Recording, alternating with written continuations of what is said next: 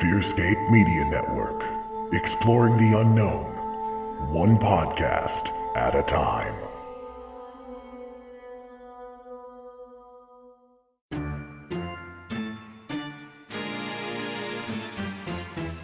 Support for the Fearscape Media Network is brought to you by Manscaped, the best in men's below-the-waist grooming champions of the world.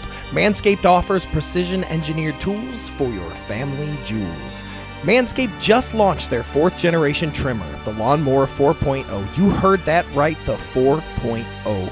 Join over 2 million men worldwide who trust Manscaped with this exclusive offer just for you.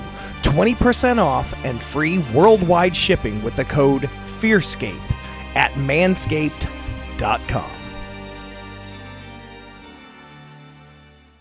Ghosts in the Attics, Bodies in the Basements may contain graphic, violent, vulgar, or explicit content not suitable for all listeners. Listener discretion is advised.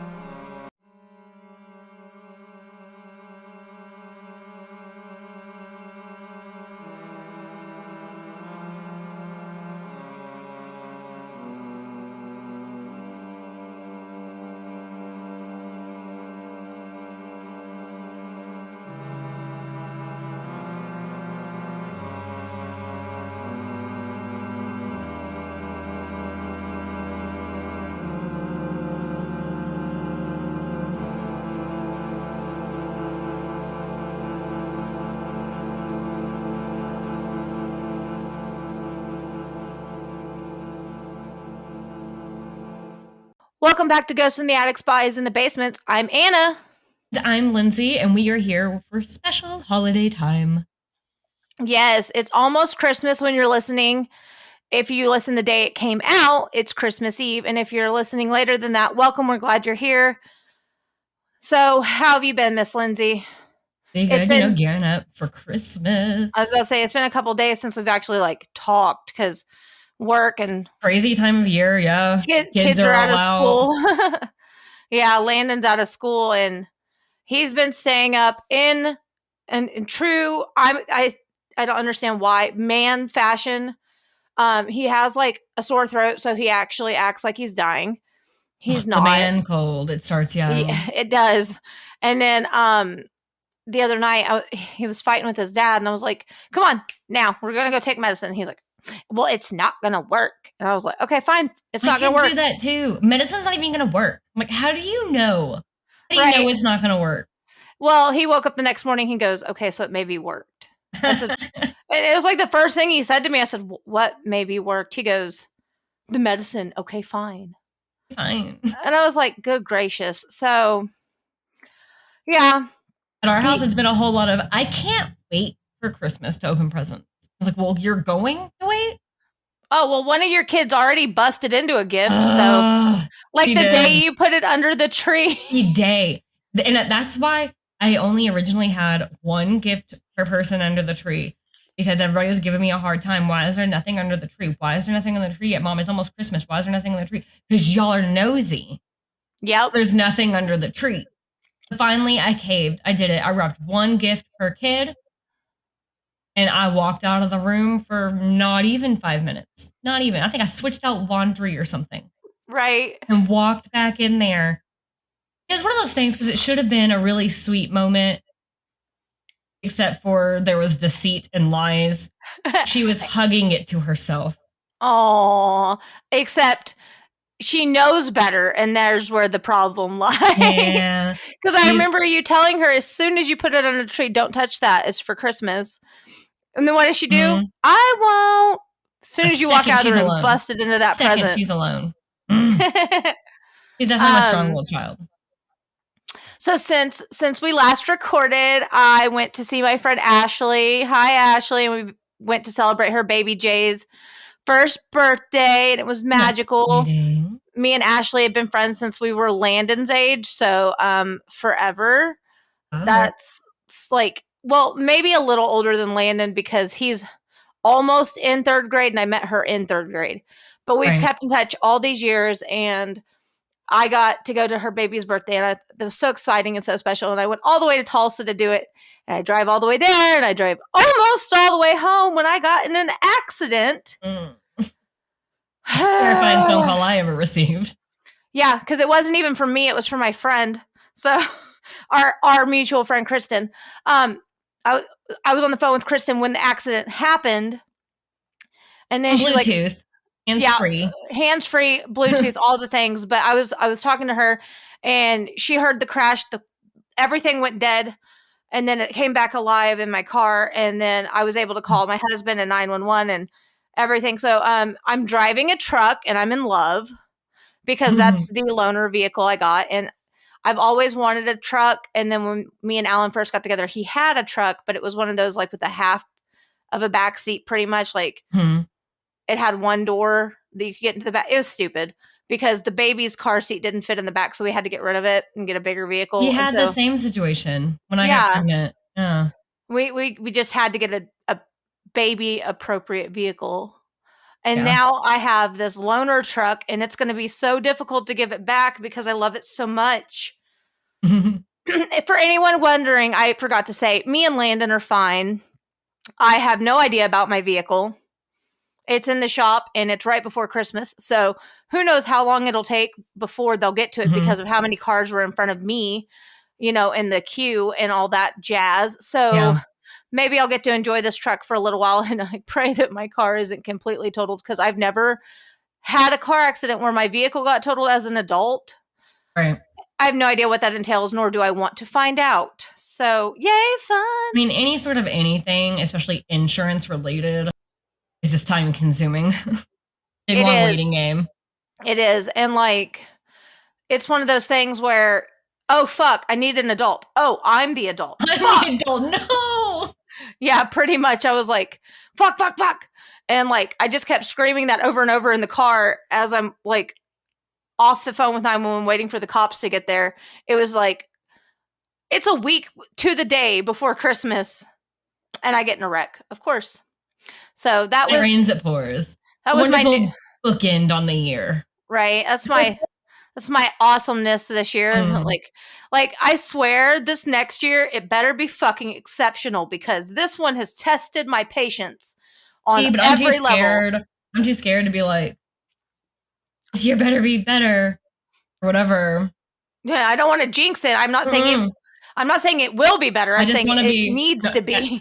Oh, I 100% agree. I kind of want to hunker down and just nobody talk to me unless it's good news. No shit. We welcome births, pregnancy announcements. Not for us. No, we can't. But I mean, not us. Anybody's good news like births, pregnancy announcements, you getting engaged, you got married, you bought your first house, fuck, you sold the house you hated. Whatever your situation is, we love that you're having great things. Let us know about them so we can find a reason to celebrate because this year has tried my patience, y'all. I thought you were going to say this year is trash, and I was going to say yes. It is trash. Well, not all of it's trash, though. That's the thing is it's been a very confusing year. Really shitty moments this year. I'm not even going to sugarcoat that. But then we started our podcast, and that's really exciting. And I mean, I got to see you 3 times this year so far. January, March, August. Oh, okay. I think I forgot January because I went to you. Yeah. You came to me the other times. Yeah. But I've got to see you 3 times this year. I got to see Kristen twice. It's good times. I get to see Marlena almost daily, at least 3 times a week because she lives a town away from me, but we work for the same people. So if I have to go in the office or if she gets bored after work, has nothing better to do, we hang out. So it's nice. And I have my awesome friend Candace. Hi, Candace, if you're listening. And Kayla, who is all the way across the country, but keeps in touch with me. I have good things in my life, but a lot has happened this year that has made it not so wonderful. And I'm just ready for some happy shit, like my Schitt's Creek themed birthday party. Yes. Some more balance. Because the best way, and it sounds, I guess, maybe cliche to describe the year as this way, but it has been such a roller coaster. And it's off the rails. Yes. If I could tell you all the details, which maybe one day I would be able to, if I could tell you all the details just the first full week of January, how that Right. was up and down and up and down. And like, and when I say down, like obviously y'all know from talking to us what happened that week. Like it was down, like in the pits of hell down. But then like there was good things happened that same week too. That one day I'll be able to share. And like my brain could not comprehend all of it at once. And so I just want to not go through that again this year, please. Right. Well, and like you have some potential exciting things coming up in the next year and your family and no, she's not pregnant. Just throwing that out there. No, never wish that on me. I'm not. No. No more babies. They're cute and cuddly and I want to borrow them and give them back to the appropriate person at the end of the day. I saw a meme earlier today. Yeah. I was like, I hope that my best friend gets pregnant for Christmas this year. And I was like, fuck this person. I don't remember who shared it. I'm not considered anywhere near the best friend. I was like, don't put that on me. Mm-mm. Yeah. Don't put that on anybody unless they're actually asking for it. So we talked about how the first of the year was a nightmare for me. And I'm going to be covering something that was a nightmare for another family around this time of year back in 1996. As I told you in the last episode, if you listened, if not, and you're brand new and this is your first time, welcome. I will be covering Jonbenet Ramsay today. And the holidays can be such a loving, joyous thing, but it turned into a horrible nightmare for this family and eventually the world. I don't think there's anyone in the world who is our age that hasn't heard about this. Right. Our age even if they don't know like the nitty-gritty details or even the basis story. Right. I've heard of it in some capacity. Absolutely. It's just absolutely heartbreaking because it was a child, but also because it was the day after Christmas. So without further ado, here's Jonbenet Ramsay. Jonbenet Ramsay was born August 6th in 1990. I know I'm like interrupting you right at the start. Oh, you're good. I did not know until like a week ago that she's literally one day younger than me. Isn't that weird? I didn't know that either. I never really paid attention to the ages and the years and like all that. And so I always assumed she was a little bit older than me. Yeah, I did too because I'm technically older than her, but whenever she died, I was also a little kid. Right. So in my head, I was like, oh my God, that's horrible. Like a big kid died and she was younger than me. Sorry, I had the fucking and like it wasn't until like last week I came across the TikTok Cookies and Crime. I don't know if that's the handle, but I love cookie decorating videos. And then I love true crime stuff. And she's got like a really calming voice. She decorates cookies while she tells these stories. But she was like, August 6th, 1990. And like, I froze. I was like, why did I never put it together? I didn't know that until I was looking it up. And after you told me, I was like, whoa. So it kind of puts that into a whole different perspective. Oh yeah. Brand new. So she was born at, can't read because, my glasses, they have something on them. Timeout. Fingerprints gone. All right. So back to what I was saying. She was born in Atlanta, Georgia. She was the youngest of Patricia, Patsy, and John Ramsey children. Now, she had an older brother, and his name was Burke. And Jonbenet Ramsay is a combination of her father's first and middle name, which I think is kind of sweet. John was a very impressive businessman. He was the president of Access Graphics, a computer software company, which later became a subsidy of Lockheed Martin. Oh. And I know, right? From Colorado. I remember driving past Lockheed all the time. I was like, I was thinking of Lockheed in Texas, though. Oh, yeah. There was one right out there. There was one right outside of base. Was there? Yeah. I believe there was. I just know the one in Fort Worth because I used to live there and know several people who worked there. I took a tour once. Oh, cool. Patsy was John's second wife, And eventually they moved their little family to Boulder, Colorado, where Access Graphics headquarters was located. Patsy and Jonbenet were very close. She entered her into a lot of beauty pageants for children where they lived in Boulder. She won several titles, such as American Royal Miss, Little Miss Colorado, Colorado State All-Star Kids Cover Girl, National Tiny Miss Beauty, and one that I can't pronounce, so I'm not even going to try to insult people. But wow. I mean, wow. And like we've all seen, well, most of us, if you're old enough to know the case, you've seen her picture. She was a beautiful girl. Mm. And that was, I feel, in the day where pageantry, it's not like Toddlers and Tiaras where they're giving them Mountain Dew and pixie sticks and like spray tans, and they're fake teeth, flippers. Yeah, they may have had flippers, but I only say that because when I was little, my 2 front teeth were so bad that the dentist had to pull them when I was 2 years old. And they gave me baby dentures. Yeah, you heard it. Baby dentures. And it was just of my 2 front teeth. And they weren't like something you slid over, but I imagine if they had baby dentures, they also probably had flippers back then. Yeah. And fun fact, you know what song I hate the most about Christmas? All I Want for Christmas is my 2 front teeth, because they were missing from the time I was 2 till the time I was 10. It was horrible. I digress. But yeah, she was absolutely stunning, and she won so many different awards for being so talented, not just beautiful as well. And I mentioned it was Christmas episode, and in Boulder, Colorado of 1996, December 26th to be precise, John and Patsy Ramsey woke up to every parent's nightmare. I mean, literally, their 6-year-old child was missing. She was not in her bed. Patsy woke up early to prepare for an upcoming trip when she discovered a note on the staircase. It was a ransom note demanding $118,000.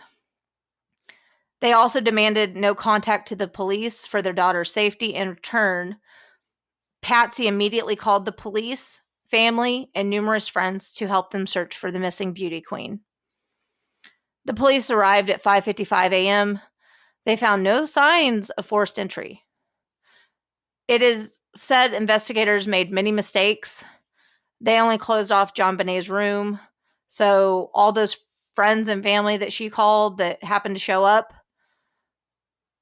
they were free to roam the rest of the house, and they were touching things and potentially destroying crucial evidence.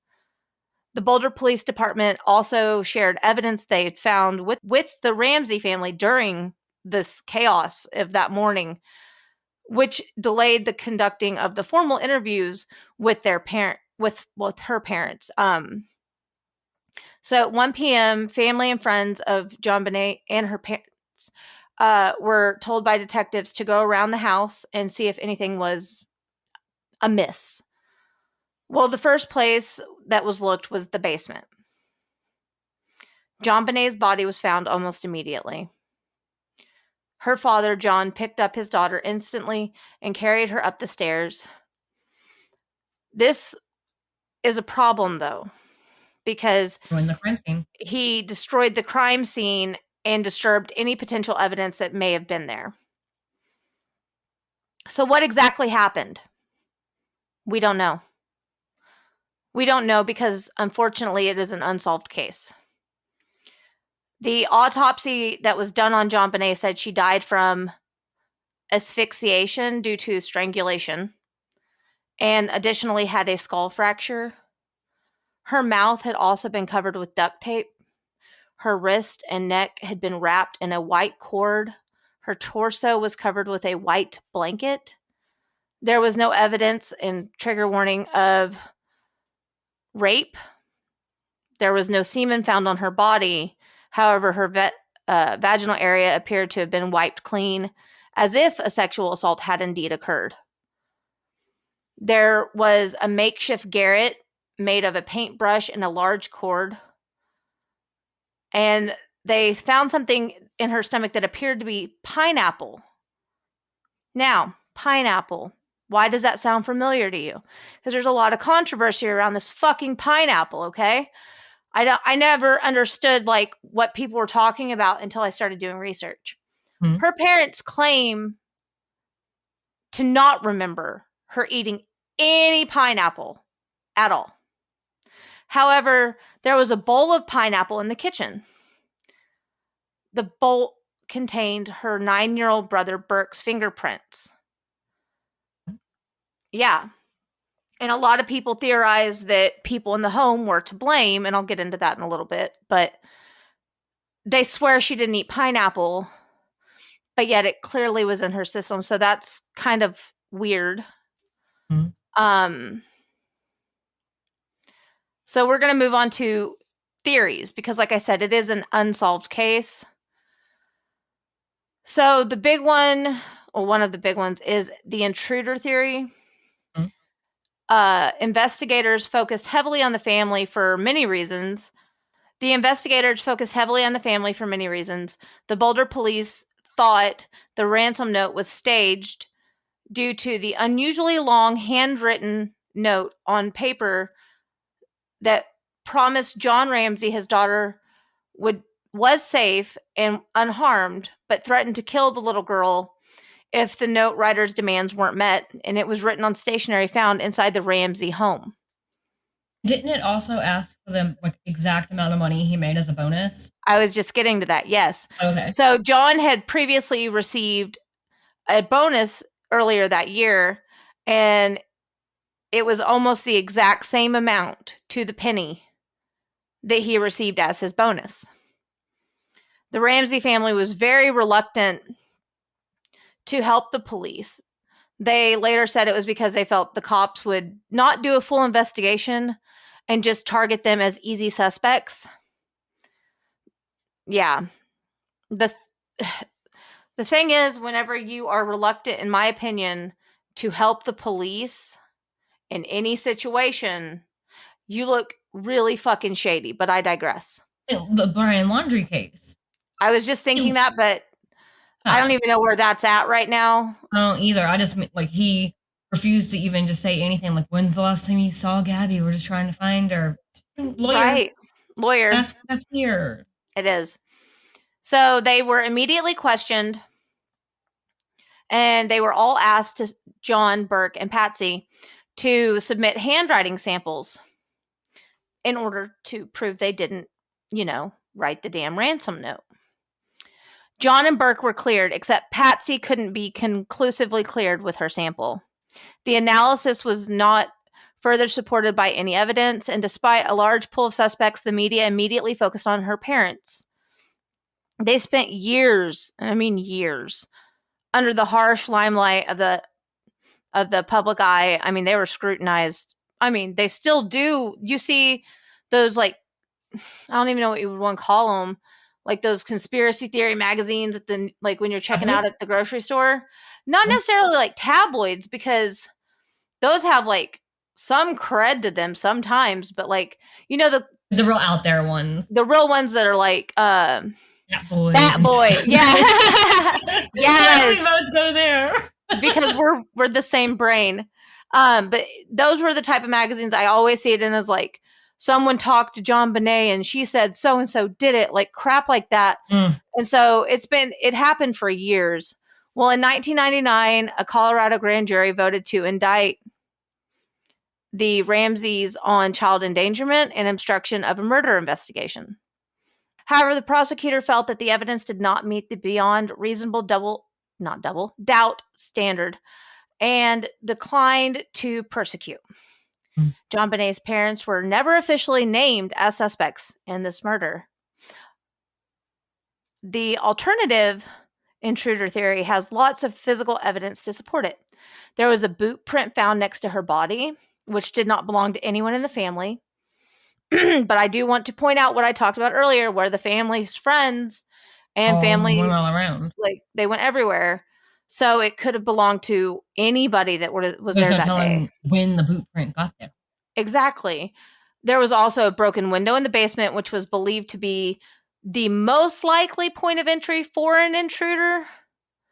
There was additionally DNA from drops of blood from an unknown male found on her underwear.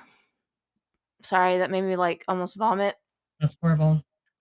The floors in the Ramseys' home were heavily carpeted, making it plausible for an intruder to have carried her downstairs without waking up the family. Now, one of the most famous suspects was John Carr. He was arrested in 2006 when he confessed to killing Jonbenet by accident. He had drugged and sexually assaulted her. Carr was eventually dismissed as a suspect after it was revealed that no drugs had been found in Jonbenet's system. Police could not confirm he was in Boulder at the time, and his DNA did not match the profile from the sample that they found. So that was a bummer because they thought they caught the guy, and then it just fell apart. Wonder why he confessed. I wondered that about people who confessed to, like, not badgered into a confession. That's the different. Ones who just take credit. The ones who take credit for something they know they didn't do. I guess they want the, like, notoriety? Oh my God, get out of my brain. But I'm guessing it's for notoriety. Yeah. Or maybe they're just like so like broken they feel like that's the only kind of attention they deserve. I don't really know. Right. It's really messed up though to do that to people and get like their hopes up that justice will be served and it's not. Now, much of recent investigations in the case revolve around DNA profiles developed from the sample found in her underwear and the touch DNA later developed from her lawn johns. The profile from her underwear was entered into the CODIS, the National DNA Database, in 2003, but no matches have been identified.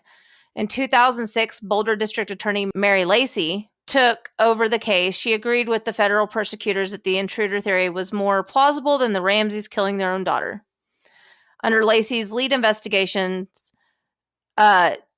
investigators developed a DNA profile from the touch DNA left behind by skin cells on her lawn johns. And in 2008, Lacey released a statement detailing that the DNA evidence fully exonerated the Ramsey family, saying, quote, "The Boulder District Attorney's Office does not consider any member of the Ramsey family, including John, Patsy, or Burke Ramsey, as suspects in the case. We make this announcement now because we have recently obtained this new scientific evidence that adds significantly to the expository value," sorry, I can't say words, "of the previous scientific evidence. We do so with full appreciation for the other evidence in this case.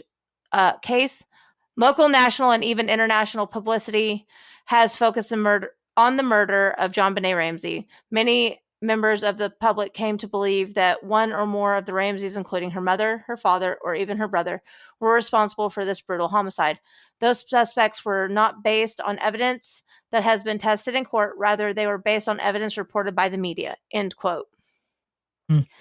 All right. So now what do you think's happened since then? Because I haven't heard anything. So in 2010, the case was officially reopened and renewed focus on the DNA samples, and further testing was conducted on the samples, and experts now believe that the sample is actually from 2 individuals rather than 1. Oh, I don't think I heard that. I hadn't either. In 2016, it was announced that the DNA would be sent to the Colorado Bureau of Investigations to be tested using more modern methods, and authorities hope to develop an even stronger DNA profile of her killer. In 2016, CBS aired The Case of Jonbenet Ramsay, which implied that her 9-year-old brother Burke was the killer, despite the fact that he was cleared by DNA evidence that proved the existence for an intruder to be the one at fault. Burke filed a $750 million lawsuit against CBS for defamation. The case was settled in 2019. And while the terms of the settlement were not disclosed by lawyers, the case was, quote, "amicably resolved to the satisfaction of all parties," end quote. And like I said, unfortunately, Jonbenet's case is still open and it remains unsolved to this day. It is one of the most devastating cases that we've covered on here so far. Yeah. And I don't think anyone should be murdered. Just throwing that out there. But when you we emphasize that quite a bit. I would hope so.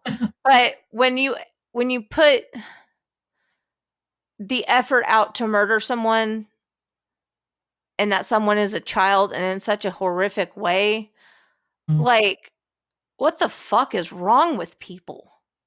Right. And there are theories that I don't have like links for, but I have overheard over many years that like her parents covered it up because her brother did it. Well, obviously that's not true because DNA says it didn't happen. But could I think you that is like imagine? the most famous theory, though. Yeah, that they protected one child for hurting the other.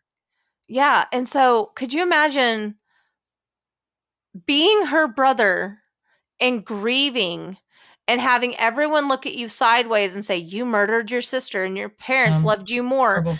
Especially like a documentary comes out saying you did. Right. It's fucking awful. I couldn't imagine. I feel so bad for Burke and I feel bad for John. Patsy has since passed. But I mean, I just feel bad for this family. I feel bad for the people they were really close to because I mean, even if you speculated an innocent life was lost. Even if you did believe the Burke theory, I'm not saying I do. I think this is just a crazy case that never get solved. But let's play around for a minute that Burke somehow unintentionally took things too far, hurt his sister. It's all around just horrible and bad. Like, and even if his parents were to have covered it up, they would have been found out. I mean, right. They did so much DNA evidence or investigation of the DNA evidence, I should say, that they were actually cleared. They did handwriting analysis, and the only person that wasn't cleared was the mother, but they decided that was not enough to use in court. So, I mean, at the end of the day, it's just really fucking sad. Merry fucking Christmas. I'm sorry, guys. Yeah, that's some heavy shit. Sure. But like I said, Merry Christmas. It makes me feel kind of bad for what I'm going to talk about because it's heavy in a completely different type of way and not heavy to us adults. Right. But very heavy to children. Or if you still believe. Which had jingle bells. Can you hear this? Like Polar Express. Right. But, so speaking of Polar Express and everything, we all know Santa Claus, and we all know that the story Santa derives from St. Nicholas, famous saint, even after Protestants came about, whatever. Even though, like, we're not Catholic anymore, still popular. All of that, but do you know Santa was not always alone on his visits to children? Oh, yeah? Did he bring an elf? I know he brings reindeer. He brought a Krampus. Ooh, yes. Yes, we're going to talk about the Krampus today. And first of all, my comparison to this, for this, I should say, Elf on the Shelf. Have you ever talked about my opinions on Elf on the Shelf? Because they are not pleasant. First of all, it's really fucking creepy. And your friend and one of our listeners that did Doll in the Hall is, I feel that's less terrifying than Elf on a Shelf. I hate Elf on the Shelf. My kids beg me every year, can we get Elf on the Shelf? We have Elf on the Shelf at school. My friend has Elf on the Shelf. No, here's the thing. I was like, we don't need a creepy ass little elf over here making messes in my house. No shit. To spy on you all? I'm like, are you all that bad of kids? Also, Santa already knows everything. Has anyone ever seen, I don't know, Chucky? I don't need a toy to spy on me and come to life and move around. No fucking thank you. And the whole thing is like, isn't it, they're supposed to report back to Santa if you're been naughty or nice or whatever? Right. No, you don't need that. But you know who else didn't need that? Was the people in the Alpine region of Austria. Because you want to know what happened if they misbehaved? The Krampus got them. Skid them. The Krampus, half man, half goat, furry, devilish thing. I've seen some pictures where he like literally looks like a red devil, and then some where he looks like a furry goat man, and then some that look more like, I guess, the movie version. Oh yeah. Big creepy goat man, basically. Apparently he has a 1 foot and 1 hoof. Sweet. That's interesting. He, like many Christmastime traditions, is likely predating Christian times and some sort of pagan creature, and then forced into the regular Christmastime traditions. Although the Catholic Church tried to ban Krampus. Well, so did the Germans, because the Nazis were not a fan of that. And if they caught anybody from a TikTok I saw dressing up as Krampus, they would be like murdered. Oh my God. I don't know. I mean, I saw it on TikTok. Don't take that Not for surprised, fact. though. You're the one covering this. I just heard it today on TikTok, and I was like, I hadn't seen that. I was like, damn, TikTok. The legend says that he is the son of Hel, the Norse god of the underworld. I hope I pronounced that right. Like, it's just Hel. But it does make me wonder, is that where the name Hel comes from? Like, for, like, the place? Probably. I wouldn't be surprised. I mean, didn't look more into it, but I thought that. Maybe somebody else knows and can tell us. But so Krampus visits kids in December alongside Saint Nick. Or some stories have him like going on his own like before Saint Nick comes. And so here comes Saint Nick giving out gifts to all the well-behaved children. And Krampus would punish the bad kids, whipping them with tree branches. Sometimes he would eat them or drag them to hell. Yeah, he was known to have a tub that he would carry around with him from the TikTok I saw, and he would take the especially bad children back to hell with him, and maybe even eat them if they pissed him off. And so then everybody wakes up Christmas morning. I like laughed so hard when I read this in my source. It was like, so the kids would wake up on the morning of December 6th, because St. Nick's Day is actually December 6th. I don't know why. It's now Santa comes the 25th. Oh, weird. Or the 24th into the 25th. But whatever. So the kids would all wake up and they would either open their gifts or nurse their injuries. And I'm like, imagine, because like in the whole research, I'm like, these kids, like, that's horrible. Like, they're being tortured or they're being dragged off to hell or like what have you. Like, that's horrible. But then like they didn't even know what was happening. Oh God. So they're just asleep getting beat with the tree branch and then wake up with lashes all over them. That sounds like some like night hag shit that I'm not okay with. Right. But giant goat man. You know, speaking of like, I'm just picturing it like towering over me now, which brings me to Halloween of this year. And there was a house in my neighborhood that had a bus in their front yard that was all like bloody handprints and fog machines and all that. It was a really cool setup. Because they had like the nun in the garage with a fog machine. Like the nun, like of the movie franchise. Yeah. And then like a Krampus on top of the bus. And I don't remember what the other guy was on top of the bus. I thought they were animatronics at first. But no, it was like actual people like dressed up. And then there was like a clown in the bus. Now I'm just picturing this giant Krampus towering over you, but like as a night hag. Gosh. Speaking of night hags, sidebar, I had a hell of a night. I slept, woke up too hot with a headache, so I watched a little bit of TV while I cooled off, went back to bed. And when I went back to bed, I had nothing but nightmares. And I mean, like, lots of them, like mini movie nightmares. Like, and I would look at the clock and only like 2 or 3 minutes had passed.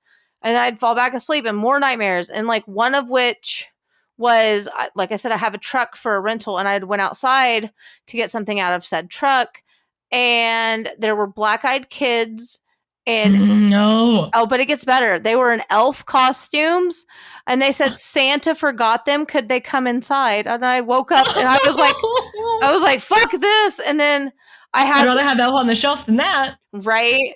Oh gosh. And then I had another night dream. God bless me. I need another night dream. I need Red Bull. I had another nightmare that there was like my feet were sticking out from under the blankets, and something dragged me into the closet, and it was like like a skinwalker like person. I don't even know. And You say that name?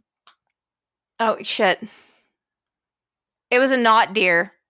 And I saw one that was like a flesh pedestrian. right. So a flesh pedestrian dragged me into the bed. It was awful. And like I got away from it and its little like hoof was like dangling out. I don't even know. It was awful. Ugh. So what I'm telling you is don't watch The Real Housewives in the middle of the night and go back to sleep. You'll have nightmares. Is one of the Real Housewives the Krampus? No, but I wouldn't be surprised if there's some sort of something. Those women are funny. Like, listen, I'm sure it's all fake, but if it's not, I would not want that level of drama in my life. Woo! Yeah.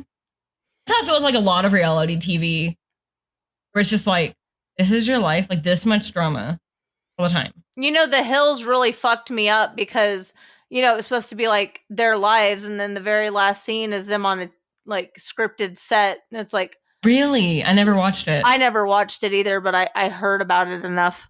And I was like, well, that's fucked. So ever since that one show, I questioned everything. A scripted show the whole time? The whole time, apparently. I mean, don't get me wrong. People ended up hating each other for real.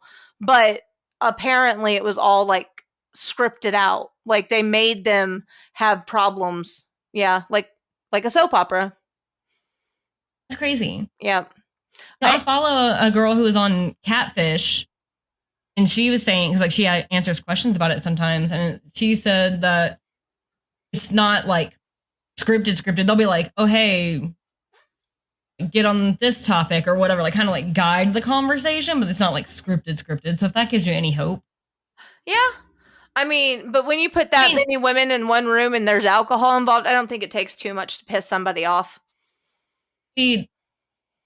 I would just be over minding my own business. You never see them just playing on their phone. It's not realistic enough for me. I need to see some bitch get mad, be like, why are you on your phone? Why are you not paying attention to me? And then like throw her wine on her. I've never watched it, but I feel like that would probably happen on the Kardashian show.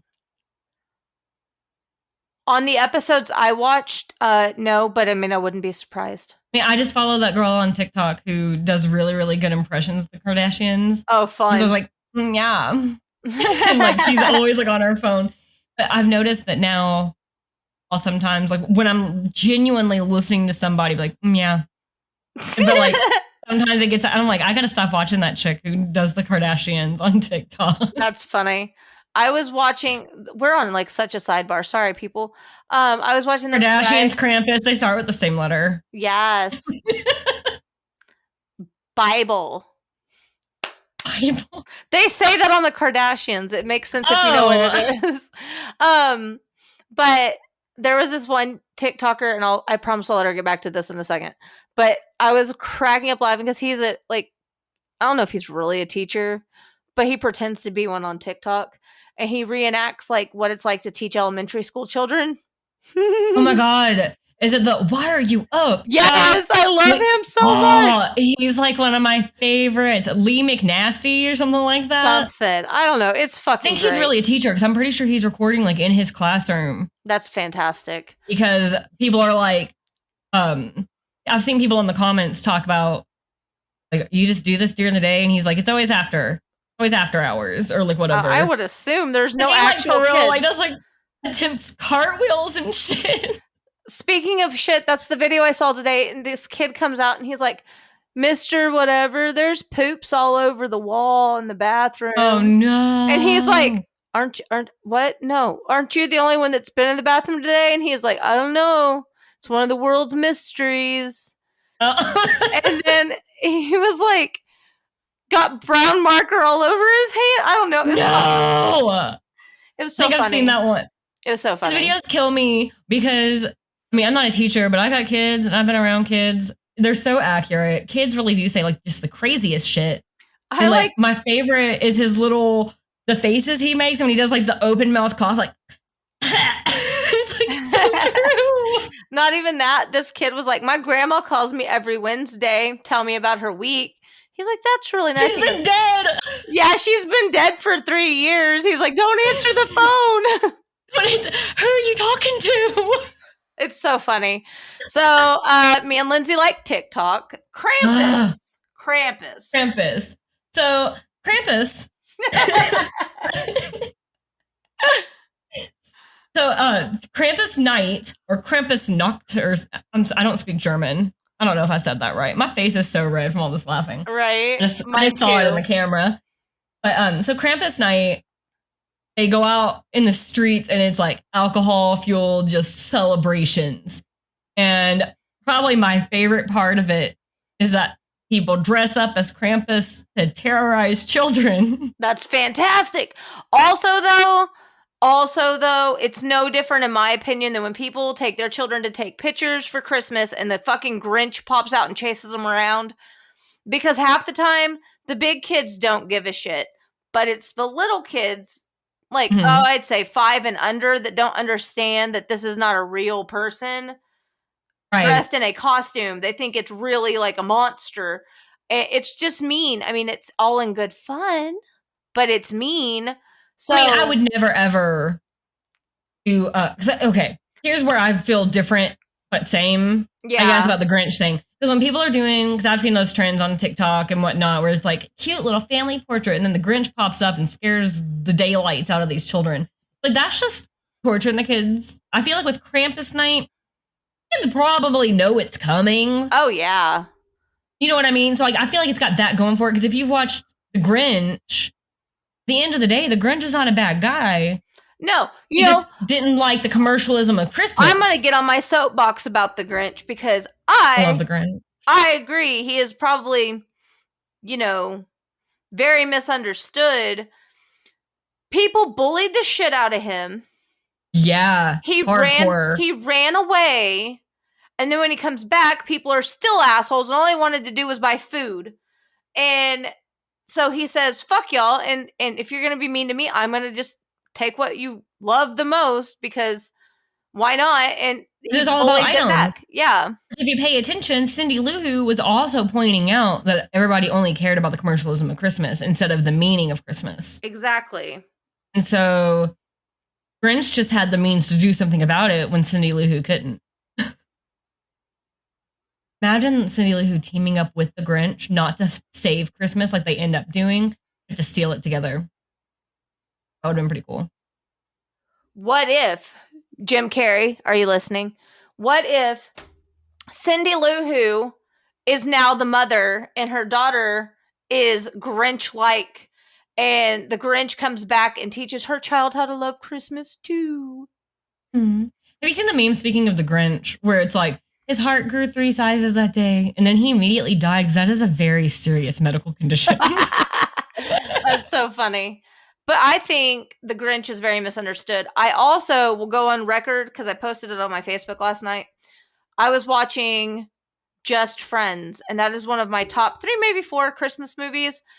And people are like, how is it a Christmas movie? How is it fucking not a Christmas movie? First of all, if Die Hard can be a Christmas movie, so can Just Friends. Because it's set in the holiday season. Right. It's just a comedy. I don't know. I thought it was like obviously a Christmas movie, but people were not so keen on that being a Christmas movie. So yeah, it's one of my favorite Christmas movies. I was watching it last night and quoting pretty much every line in the movie.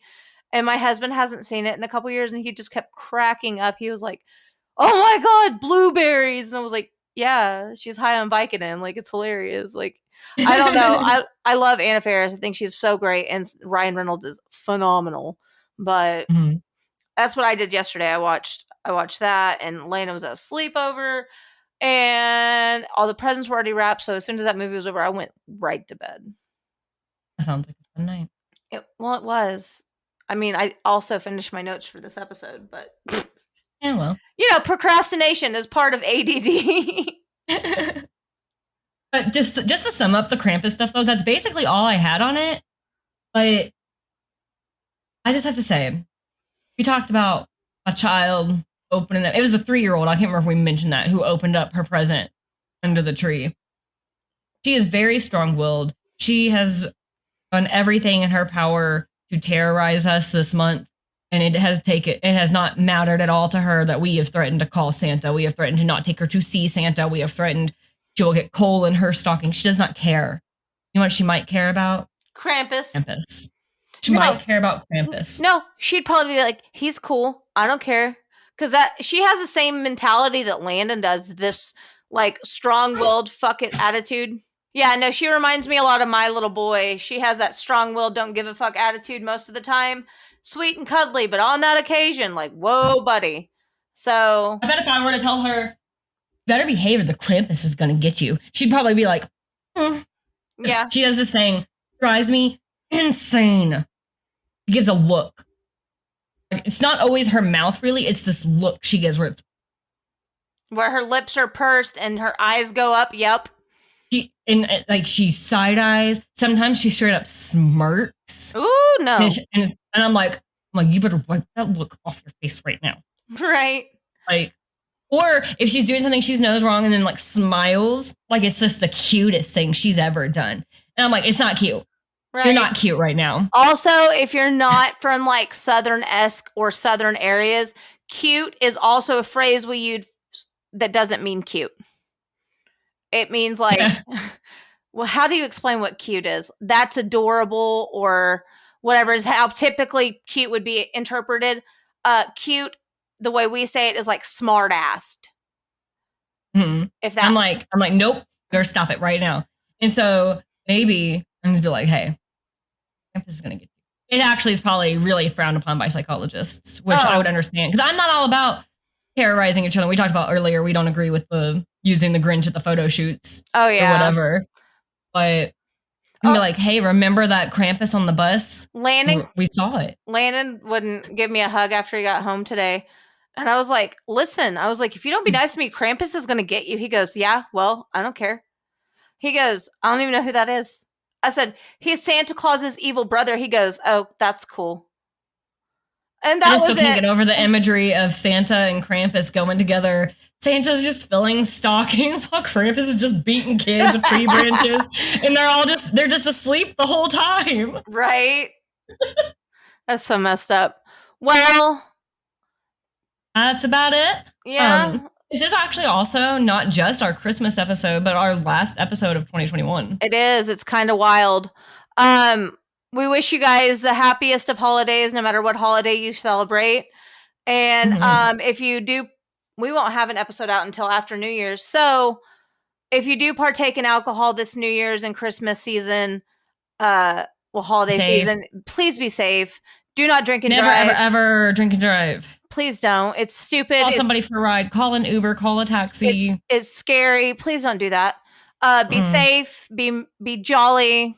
And at the end of the day, stay spooky, listeners. Bye. Bye. Hello.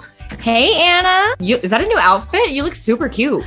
It is. I just went to this really cute store in town called Mainstream Boutique. Oh, that sounds cool. Yeah, it's a really awesome store. It's like my little hidden secret. It's locally owned by a really wonderful woman named Kim. She's the kindest, most genuine person I've ever met. It's a women's retail boutique that offers a unique selection of clothes and apparel and accessories for all generations. So teenagers to 20 and up. It's magic. I mean, we've talked for years about what do we wear? I don't know what to wear at this age. I don't want to look like a teenager. This store is the store that has changed my outlook on how I appear as an adult. Oh, that's so cool. You said it's a local store? Yeah, it's local to Shawnee, Oklahoma, but they do ship. Oh my gosh. I'm going to have to get on that website. What's their website? Their website is mainstreamboutique.com.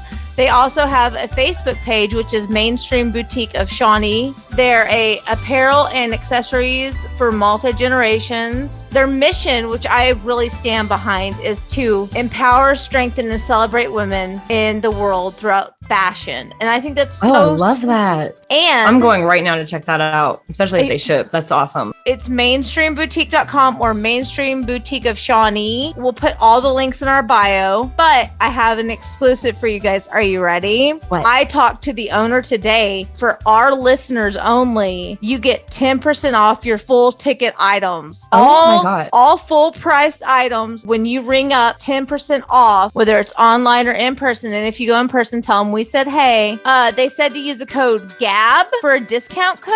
And if you use our discount code, you get 10% off all full price items of your entire ticket. How cool is that? That is amazing. I can't wait to go check it out. Well, the next time you come visit me, we'll have to have a shopping spree. I'm in. GABB is your promo code. Thank you for listening to Ghosts in the Attics, Bodies in the Basement, a Fearscape Media podcast. Music by Stephen Timperley. Artwork by Laura Ramsey. Find us online at fearscapemedia.com/GABB podcast or on Instagram, Facebook, and Twitter at GABB podcast or email us gabbpodcast@gmail.com. Thank you.